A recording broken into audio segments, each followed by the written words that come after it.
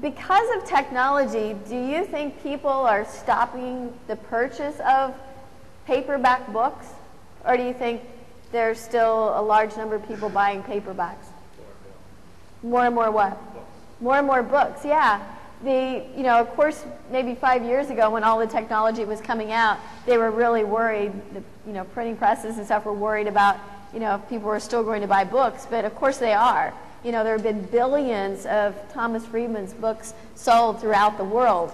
But this is going to challenge that philosophy. Does anybody know what this is? It's hot off the press. It's not even on the market yet. It goes on the market the 29th, so in a couple days. It's what I want to get myself for Christmas. This is the Amazon Kindle, and this is the latest in the news brief about the Amazon Kindle.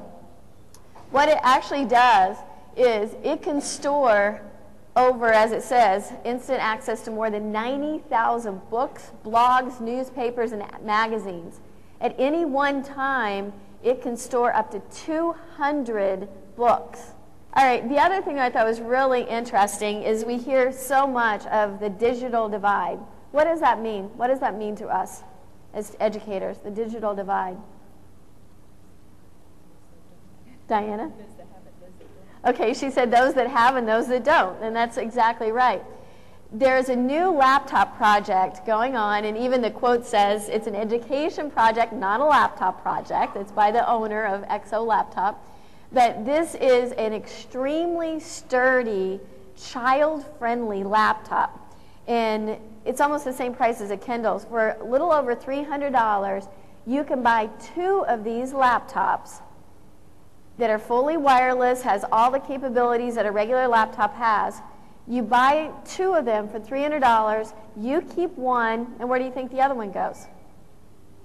What? To a child in a third world country. So it's a really, really neat. If anybody has younger children, that are just getting started on laptops, and they're saying anywhere from a 2-year-old up to maybe just starting in middle school, late primary, elementary grades, that these are a great, Christmas gift and a great investment because, again, they're really working on lessening that digital divide. Okay, here you get to use your clickers again, all right? What is the fastest way to write notes and then save them to your computer? Let's see again how many people are up on this stuff. To type it, to cut and paste, or would you do it on the fly? So that would either be 1, 2, or 3.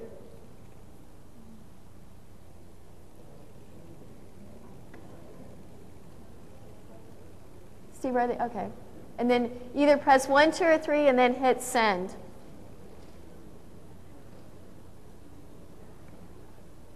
One, 2, or 3 and hit send. Number 6? Who's got 6? All right, good. So let's see how many people are up on their technology. All right, C is the right answer. Very good.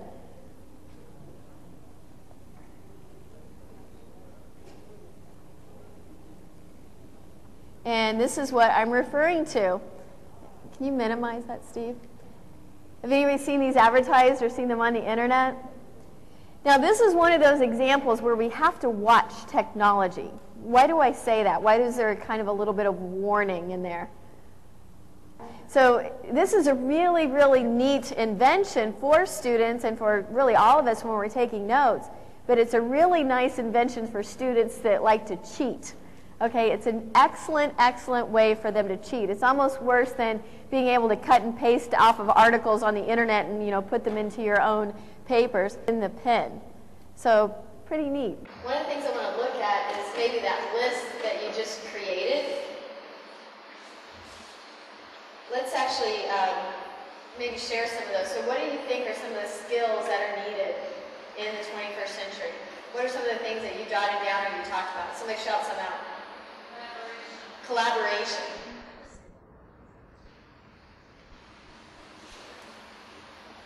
Okay, what else? And as you can see, Peggy's on now with her actual avatar. And Peggy, she was the first educator in the nation to actually have an island out in Second Life. Has anybody heard of Second Life? Second Life is a virtual world. So if you were to try Second Life, if you were to try podcasting, if you were to have your students write a blog, think about these things. Are there observable results? What can you measure?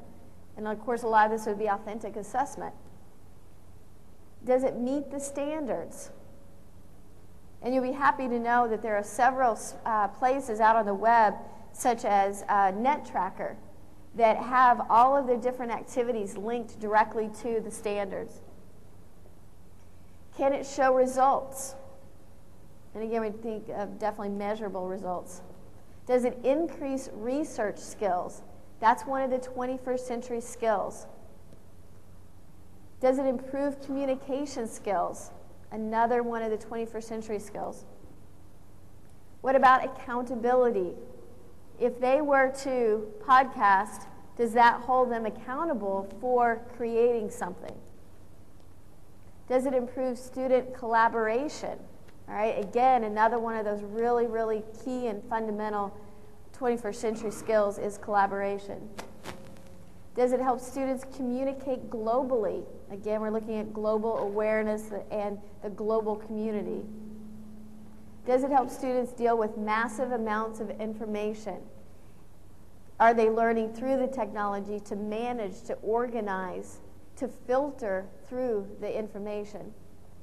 And then finally, does it teach our students to be self-directed? And Steve, can you close that really quick? Thank you. Self-directed, understand how to organize the information and more of their own learning. So we have to think about these things as we step into back on track. I know there's a lot of information that we're presenting today, but what we're going to do now is show you 5 or 6 of these new technologies and then go to lunch, and then after lunch we'll be in the computer labs, and you will actually get to try any of these yourself in more of a teaching environment. So as you go through each of these, think of which ones you want to actually try this afternoon, whether it be, using the tablet like I'm using now and the clickers and trying to figure out how to actually use those in the classroom. We are in the final stages of redoing our web content filter that will be able to separate out staff and students better.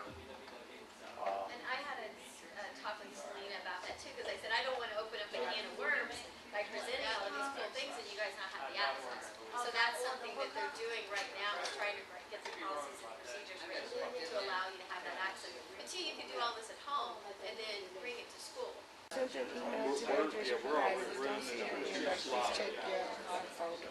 Okay, so now what? Take me to my wiki. Yeah, take me to it and make sure it's right. Did you get that far? Mm-hmm. Good. Now I want to go see if it's something to my email. Right, that's what I'm going to do too. Make sure it's there.